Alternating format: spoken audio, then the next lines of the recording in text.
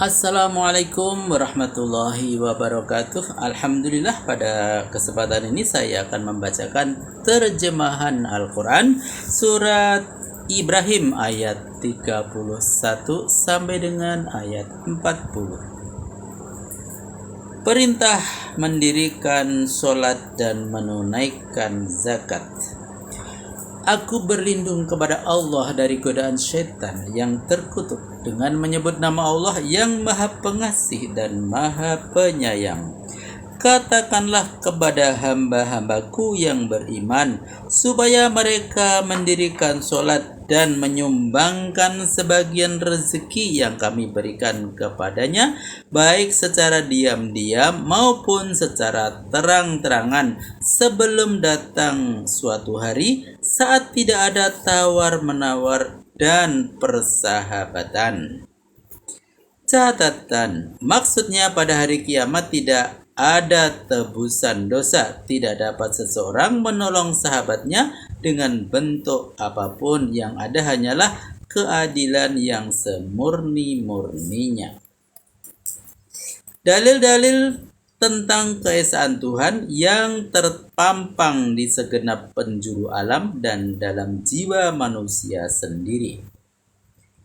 Allah yang menciptakan langit dan bumi serta menurunkan hujan dari langit.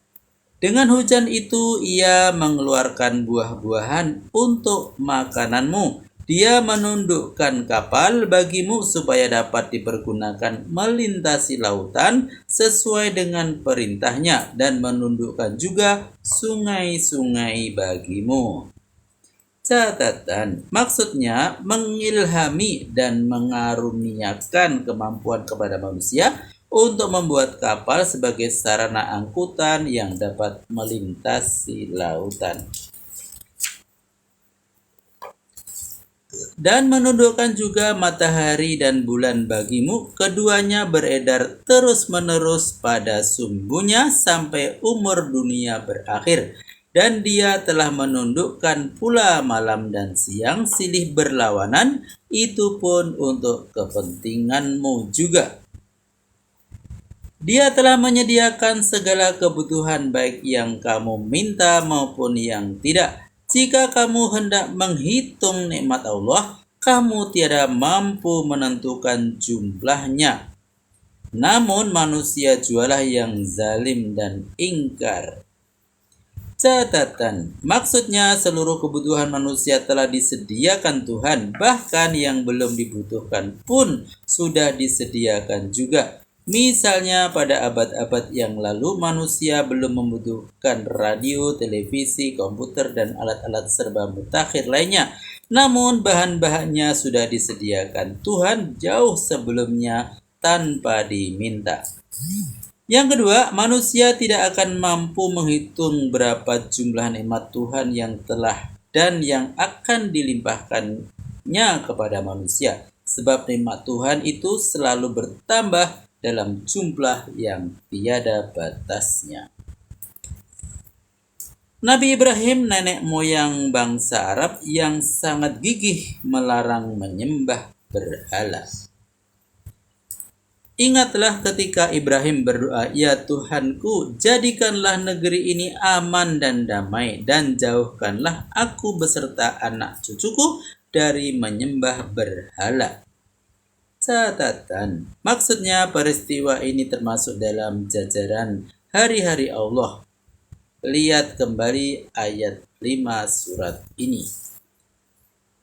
Ya Tuhanku, berhala-berhala itu telah menyesatkan banyak orang di antara manusia dari jalan yang benar. Barang siapa yang mengikuti aku dalam keimanan, ia termasuk dalam golonganku. Dan barang siapa yang durhaka kepadaku, Engkau Maha Pengampun dan Maha Penyayang.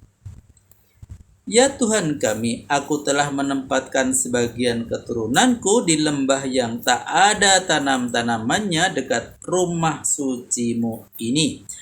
Aku berbuat demikian, ya Tuhan kami, demi untuk memungkinkan mereka mengerjakan sholat. Karena itu, jadikanlah hati sebagian orang gandrung mencintainya, dan berilah mereka rezeki dari buah-buahan, semoga mereka bersyukur.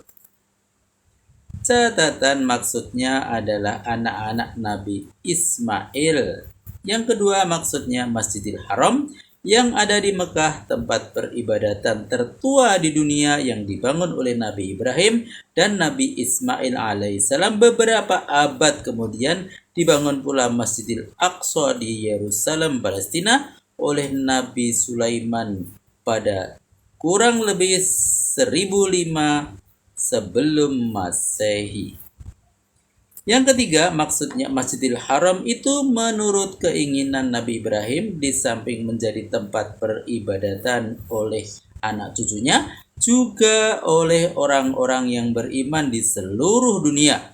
Untuk itu Nabi Ibrahim berdoa kepada Tuhan agar memberi ilham kepada manusia untuk mengunjungi Masjidil Haram, untuk melakukan ibadah haji mengikuti jejaknya. Keinginan Nabi Ibrahim itu diperkenankan Tuhan. Bahkan di zaman Nabi Muhammad SAW mengunjungi Masjidil Haram untuk menunaikan ibadah haji menjadi kewajiban pokok dengan syarat tertentu dan menjadi idam-idaman yang tak kunjung padam. Ya Tuhan kami, Engkau mengetahui keinginan yang tersembunyi dalam hati kami maupun yang kami nyatakan dalam doa kami. Tiada satu pun yang tersembunyi bagi Allah, baik yang ada di bumi maupun yang ada di langit.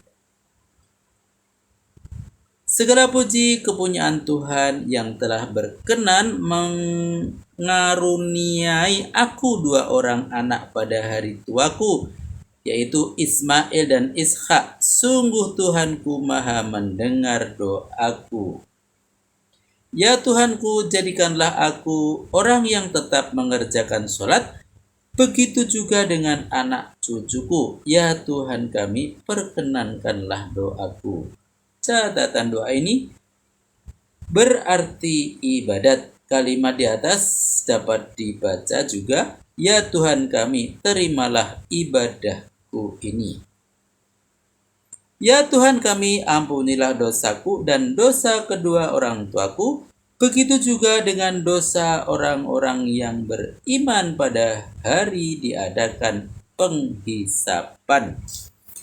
Maha benar Allah dengan segala firman-Nya.